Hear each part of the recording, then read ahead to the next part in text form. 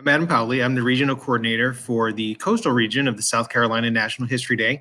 I'm going to provide a series of videos dealing with some of the issues you might experience as a judge. I'm going to go through some general information and then some category-specific information and a few other things that will be labeled by the video. So I'm going to try to keep these relatively short and sweet so you can kind of jump around as you need to. The first thing is thank you very much for judging. There is always a need for judges. We are going to have probably a good 300 to 400 projects this year. And I appreciate every one of you that's volunteered, especially in this year when it's so different since we're going to be doing things virtually. So things are going to be a little funky. And if you have any questions, please email me.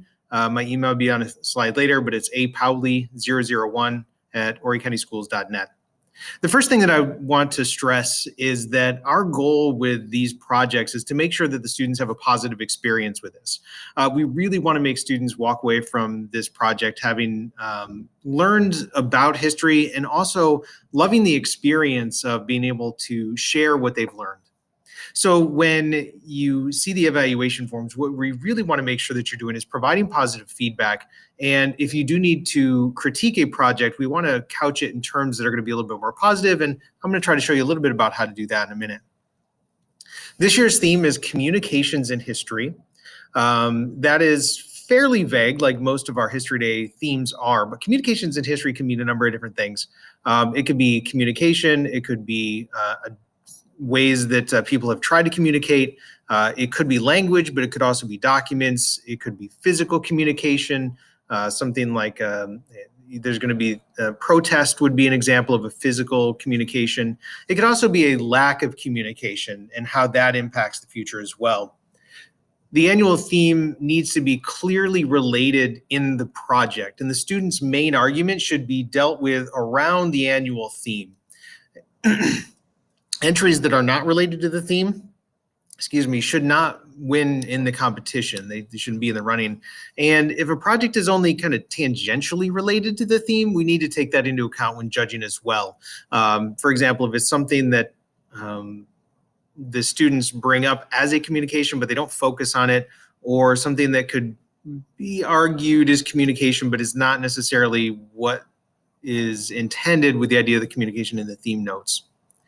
We also want to make sure that they're analyzing the topic, causes and consequences, and not just describing the main event. So we'll take that into consideration. I'll talk to you a little bit more about how to break that down as well. Now, while the entry should be clearly related to the annual theme, it doesn't have to address every element of the theme in order to be considered. For example, a miscommunication does not necessarily have to be included in the communications. You're going to receive a judge's packet, and in the judge's packet, there's going to be a number of different things. And really, the packet this year is going to be a PDF, and it's going to have a number of different things in it. It's about 18 pages long. First page or two is going to be general overview information, basically what we're going to be talking about in these videos. There's going to be then category-specific directions. So you'll be assigned to one of the 5 categories, and you'll be assigned to either individual or group within that category. And we do have the 5 categories: websites, documentaries, performances, exhibits, and websites. So you'll pick one of those 5 categories in either groups or individuals within there. There's going to be general rules information in the packet, and I'm going to cover a lot of that in these videos as well. Category-specific rules, and you'll only need to watch the videos to deal with your category once you get that. Significant rule changes from last year, because there are some significant ones, specifically the evaluation form, which I'm going to go over quickly. And then the narrative theme sheet.